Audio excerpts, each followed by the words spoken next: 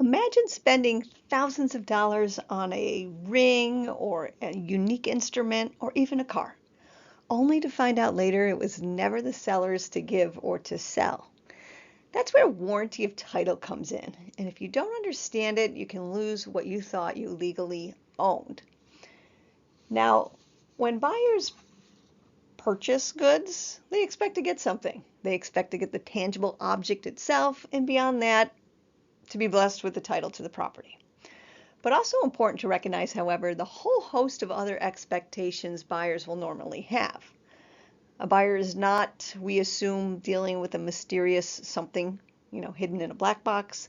He or she is making the purchase because of what the thing is, or at least because of what the buyer believes the thing is, what it's made out of, what it can do. The buyer wants the thing itself, but beyond that, wants it for the qualities that they understand it to have.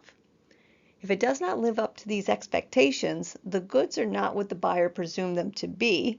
He or she will naturally expect to have some rights against the seller. If such rights are available, it is because he or she, as the buyer, receives certain warranties of quality along with the delivery of and title to the goods. So the idea behind the law of warranty is to determine what it is that the seller has in essence agreed to or agreed to sell. What is a warranty? In general, a warranty is a promise that goods meet certain standards. It is an assurance by one party of the existence of a fact on which the other party can rely. We have three types of warranties: warranty of title, expressed warranty, and implied warranties. Title guarantees makes guarantees regarding ownership rights. The expressed warranties are those that are stated promises about goods, and then the implied, these are automatically included. They're included because the law says so. And we're going to talk about each one of these. Warranty of title. This is where I started with the example at the beginning. It arises automatically in sales contracts. It's not in leases. Why? Because with a lease, we're giving possession to use or the right to use. We're not taking title. So this only applies to sales contracts of goods.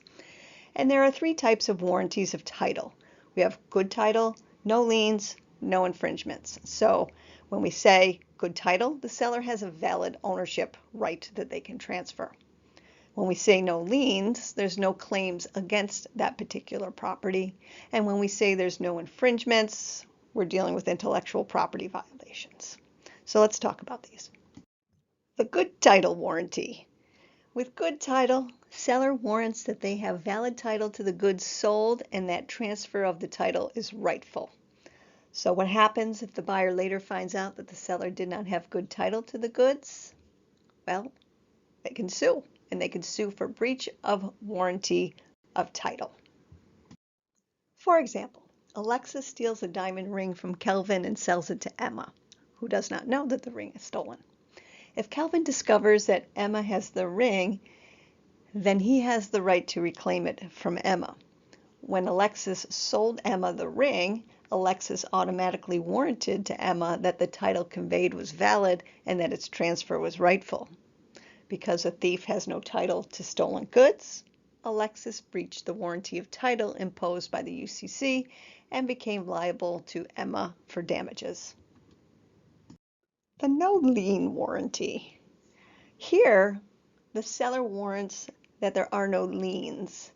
The UCC protects buyers who are unaware of any liens against goods at the time the contract was made. So what is a lien? This is an encumbrance on a property to satisfy or protect a claim for payment of debt. Big example of this is a security interest from a creditor. If you bought a car and you took a loan on the car, the bank that you borrowed the money from would have a security interest in the car. More on security interests in secured transactions, but for purposes of this discussion and no liens against property, that's what a lien would be, or an encumbrance. So somebody has a claim to that property.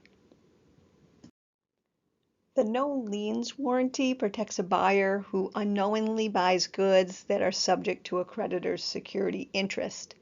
If a creditor repossessed the goods from a buyer who had no knowledge of the security interest, the buyer can recover from the seller for breach of warranty. But what if the buyer actually does have knowledge of the security interest or that lien?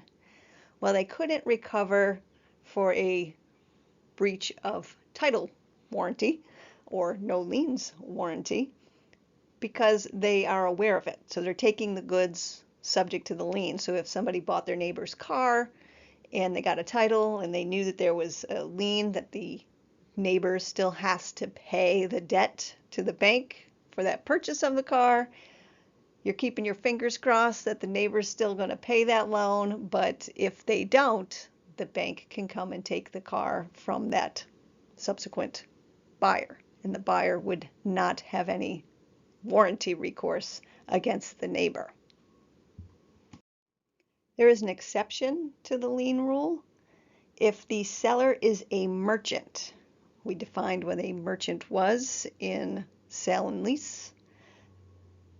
So if the seller is a merchant and the buyer is a buyer in the ordinary course of business, the buyer is free of the security interest even if they are aware of this. And I discussed this much further with regards to unsecured transactions of how this works, but for purposes of this lien and the exception, I'm going to give you an example. Rick has a rare and expensive electric guitar which he values highly. The story is that it once been played by Elvis, but it's on the blink. He bought it for $10,000 and he makes payments on it to credit union. Credit union has a security interest in the guitar until full payment is made. Rick takes it in for a repair to Kathy's Music City, which is a retail store selling various musical instruments, which also has a service department. When he goes to pick it up, an embarrassed Kathy tells him that one of her clerks mistakenly sold it to Chris. So, can Rick get his guitar back? Does Chris own the guitar? And if he does he get to take it free and clear? And under our exception to the no lien rule, because as we know, the credit union has a lien on that guitar, Chris will take the guitar. Chris gets to keep the guitar and free and clear. If Kathy's Music City is deemed a merchant, which we'll say that she is for the sake of this example. So Chris has good title despite merchant having no title at all. But then who has to pay the security interest or the loan to the credit union? That's still Rick's responsibility. So what are Rick's options?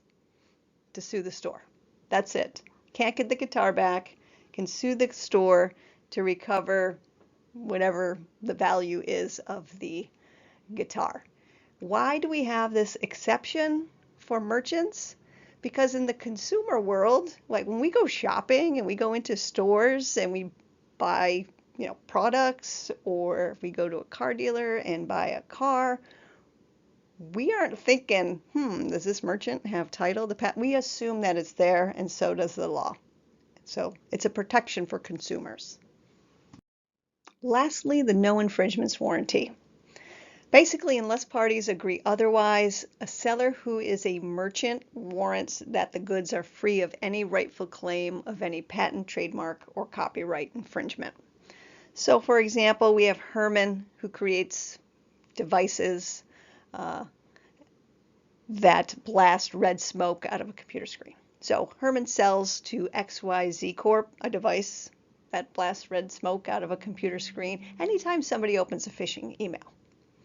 Unless XYZ Corp agrees otherwise, Herman is automatically warranting to the buyer that no one else invented the device or has any copyright, trademark, or patent on that particular device. Can a seller disclaim title warranties? And the answer is yes. So title warranty can be disclaimed, modified, or limited by the seller, but there must be specific language in the contract that raises that red flag.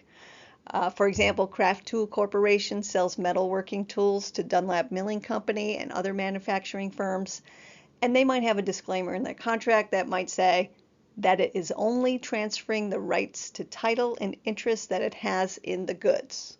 So that's a bit of a limitation. They're not, warranting an entire title here, and that might be a red flag. If we have a seller that's disclaiming, selling a car, let's say, and it's your neighbor selling the car, and you're getting it with the rights to title and interest that it has in the goods, and maybe there's another person that they co-own that car with, you're only getting that person's interest in it. So must look at disclaimer language, and we'll talk, there's more discussion on disclaimers in a disclaimer video.